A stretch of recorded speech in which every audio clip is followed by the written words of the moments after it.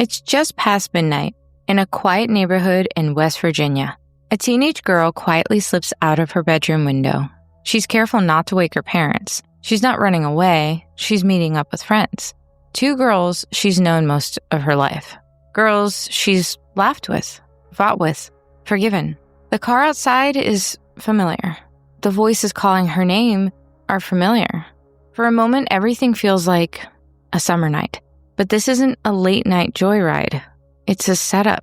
And the girls in the front seat, they've been planning this night for a year. They've brought something sharp. They've rehearsed what to say. And when they lead her into the trees, they know exactly what they're about to do. This is a story of betrayal, of friendship twisted into something unrecognizable. And the question that still haunts everyone who hears it, can young girls truly be capable of something this cold?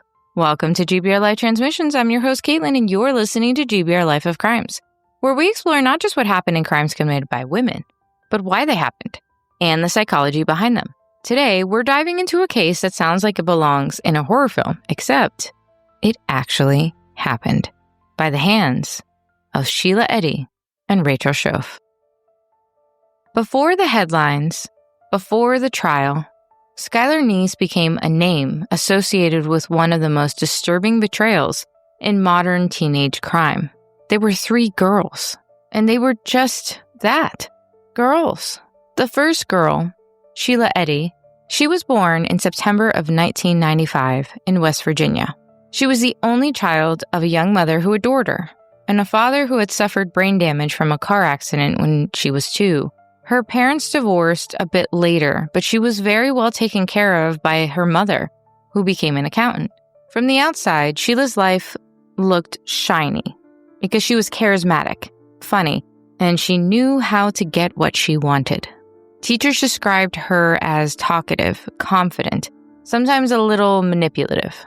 Friends said she was okay, but if you got on her bad side, you'd know it. She didn't just ignore people. She could make you feel invisible. Her emotions didn't run deep. Her affections were conditional, and she had an unnerving ability to detach, even as a child.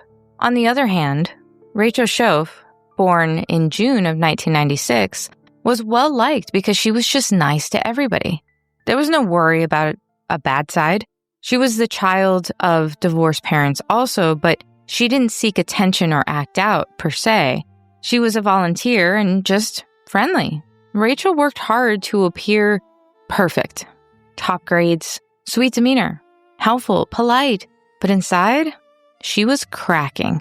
She struggled with anxiety, internalized guilt, and an almost desperate need to be accepted by the more well-off kids. She wasn't the kind of girl who made her own decisions. She followed. She adapted. And when she met Sheila, it was like the fire to dry kindling. She was drawn to her confidence, her freedom, her edge. They couldn't have been more different. But that's how these types of pairings usually work. One controls, the other complies. And what they create together is dangerous. Then came Skylar Neese, born February 1996. She was the mutual friend, the link between Sheila and Rachel. Skylar was smart, sarcastic, driven, a straight-A student. She met Sheila first on the summer before 3rd grade at a community center.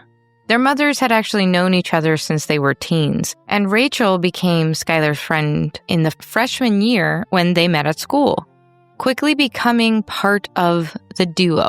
Well, now the trio of Skylar, Sheila, and Rachel. For a while, the trio was inseparable, but over time, things shifted. Sheila and Rachel grew close, leaving Skylar out more and more. And this, of course, caused arguments and secrets. There were subtweets, eye rolls, smiles with sharp edges. It got to a point where Skylar was not really spending time with either of the girls, who may have had more than a friendship with each other. Clearly, what was once friendship had become a toxic triangle. Behind closed doors, Sheila and Rachel had begun planning something unthinkable. Not in the heat of the moment, calmly, deliberately. Making a list, choosing a location in the woods across state lines. practicing how they do it. They even joked about it, but it became less of a joke when Sheila and Skylar went on their yearly family trip together, clearly trying to work things out since they were friends the longest. But this ended in more arguments than the three of them had ever had, and Sheila telling Rachel after that vacation ended that it was time to act on their plan. So what was the plan exactly? On July 6th, 2012, they put their plan into action. Skylar snuck out that night, thinking it was just a hangout, a drive, a summer night of fun with friends who she missed. Maybe this was the night they would all become inseparable, that trio again. But when they got to their planned destination, in the woods, which was not uncommon for the three to head to, they had gone there multiple times before. The chaos and sinister behavior became reality. They told Skylar they forgot something, a lighter, and then they asked her to help look. When Skylar turned around, they counted to 3, and then they attacked. Skylar tried to run. She also begged. She even got Sheila in the ankle because she did try to fight, but they didn't stop. No matter what she said or how desperately she pleaded or how hard she fought, it didn't matter to them. They had already decided she wasn't going to make it home. Afterward, the girls calmly walked back to the car, cleaned themselves with items they'd brought, fresh clothes, discarded evidence as they went. Sheila drove them home like it was any other night. Then they went to sleep. The next day, Sheila posted as if nothing had happened online. She sent tweets, attended schools, even laughed with friends. Rachel did too at first, but inside Rachel was unraveling since it happened, writing in her journal the same night about her remorse of her actions, hoping God would forgive her. The reality of what she had done was sinking in, slowly, painfully, while Sheila carried on unfazed. The mask she wore didn't slip once. The morning after Skylar disappeared, her parents noticed something was off. Her bed hadn't been slept in, and her belongings, including her phone charger and contact lenses, were still in her room. And that wasn't like Skylar. They reported her missing almost immediately, but really, it was after she was a no-show at work, and that was something she never did. But because she was 16 and had snuck out before, authorities initially treated it as a runaway case. It took 2 days before they really considered this an actual missing persons case. Still, Skylar's parents didn't stop. They canvassed neighborhoods, handed out flyers, and posted online everywhere. As the days turned into weeks, her absence couldn't be ignored. And behind all of it, Sheila was pretending to care while knowing exactly what had happened. It was at this point that Sheila played the role of the grieving best friend. She tweeted and posted tributes. She hugged Skylar's mom. And Rachel? She started to break down. The guilt was too much, and her mental health declined. She was even admitted for treatment after a breakdown. It took months of pressure, failed polygraphs of Sheila and attempted polygraphs of Rachel, along with questioning from the police that would never end. But the break came when Rachel was separated from Sheila long enough to stop the manipulation for her to finally confess. She led police to Skylar's remains in the woods, where they had left her covered with branches, in exchange for a plea deal. They didn't find her remains that day, but after searching the area, they ultimately found her body.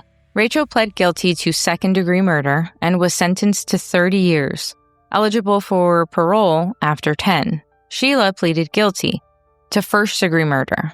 She received life in prison and the possibility of parole after 15 years. Neither girl spoke at sentencing, and even then, Sheila showed no emotion. She sat there, stoic and expressionless, as if she were watching someone else's trial. No apology, no tears, not even a flicker of guilt. And it was that lack of reaction that sent a chill through everyone in the courtroom. It was the clearest signal of who Sheila Eddy really was. Her ability to compartmentalize, to detach from the horrific reality of her actions, wasn't just disturbing, it was clinical. And this brings us to what lies beneath: the psychology of the girls behind the crime. Sheila Eddy exhibited hallmark traits of psychopathy. Professionals would affective shallowness, the inability to feel or express genuine emotion. Her charm, her social skills, even her apparent concern for Skylar in the days following the murder were all performances. She enjoyed control.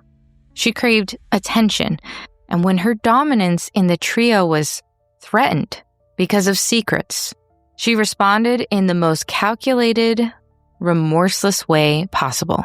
Since her conviction, Sheila has remained largely silent. She's served over a decade behind bars and has not made any formal public statements of remorse. Unlike Rachel, Sheila has not shown any visible signs of internal conflict or emotional growth either. Psychologists who have analyzed her behavior post-conviction note her continued emotional detachment and self-focus. She's not been granted parole and currently is still serving her life sentence. In hearings, observers noted the same flat affect and cold demeanor she displayed during the trial. It raises a difficult ongoing question. Is Sheila Eddy simply incapable of true empathy? Or is she someone who buried her guilt so deeply it will never show on the surface? Rachel Shoaf, on the other hand, unraveled under pressure. Her guilt manifested as breakdowns, anxiety attacks, and ultimately a full confession. At first glance, she seems malleable, someone emotionally conflicted, fragile, and desperate for approval. But over time, a more complex picture emerged. Rachel has since been denied parole more than once, with reports suggesting that the weight of what she did still haunts her. Some have suggested she fits the profile of someone with dependent personality traits, shaped by her upbringing and a desperate need to be liked. Others see indicators of borderline personality disorder, a condition marked by emotional instability, black and white thinking, and a fragile sense of identity. Her breakdowns may not have been just guilt. They may have been the collapse of a girl who didn't fully understand who she was outside of her relationships, or what was real until it was too late. Then there was the FBI, who said she likely is a sociopath because she had no empathy during the planning or participation of the crime.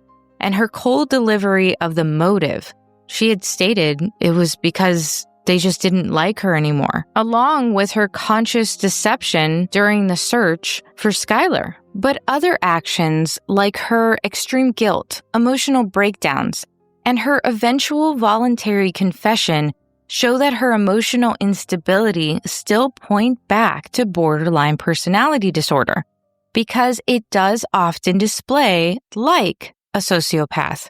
Either way, her actions, while unforgivable, raise a difficult question.